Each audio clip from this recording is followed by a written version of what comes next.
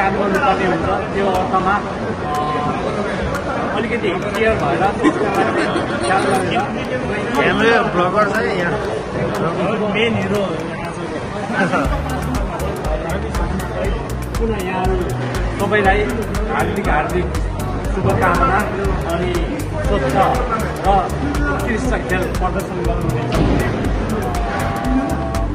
के अरे शुभकामना चाहिँ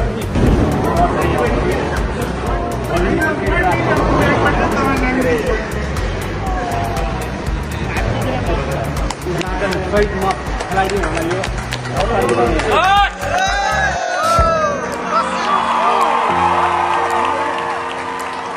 यसरी हान्ने चाहिँ फेरि त्यहाँ पोइन्ट उस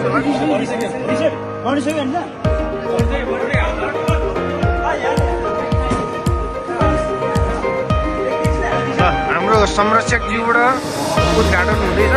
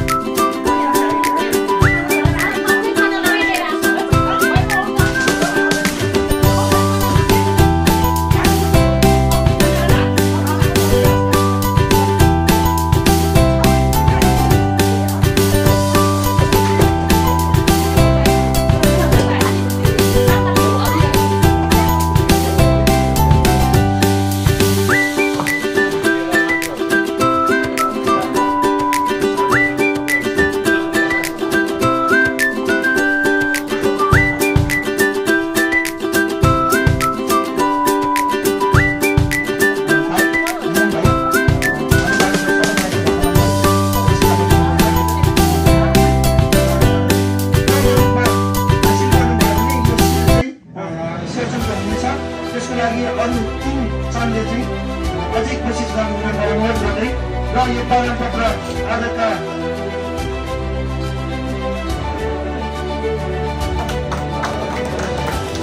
हार्दिक बधाई साथै अर्को वर्ष पहिलो बिहा चाहिँ अनुरोध गर्दै यसै क्रममा घनश्याम भट्टाचार्यज्यूबाट लगाइदिन अनुरोध गर्दछु र यसै क्रममा सर्जन टिमका अर्का खेलाडी दीपक सर्जनज्यूलाई पनि प्रमाणपत्र र मेडल लगाइदिनु हार्दिक अनुरोध गर्दछु।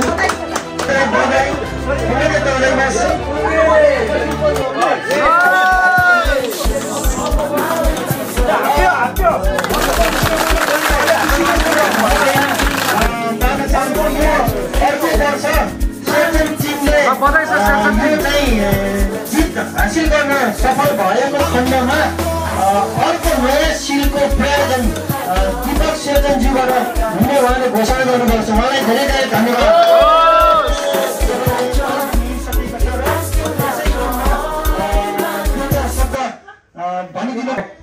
सानो संख्याको थकाली भए तापनि हाम्रो एउटा चाहिँ पहिचान, हाम्रो इतिहास, हाम्रो आफ्नो एउटा चाहिँ जातीय परिचय चाहिँ एकदमै उत्कृष्ट छ।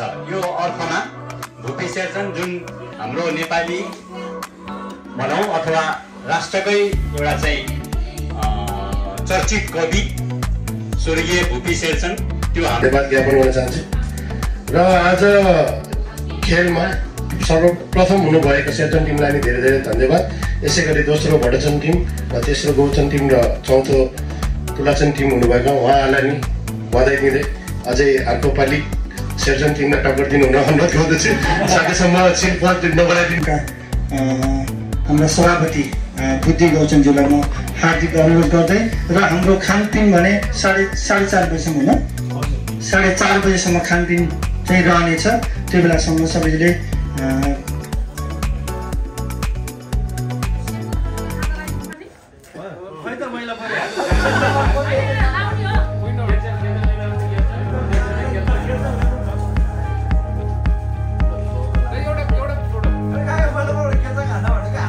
संयोजकज्यू,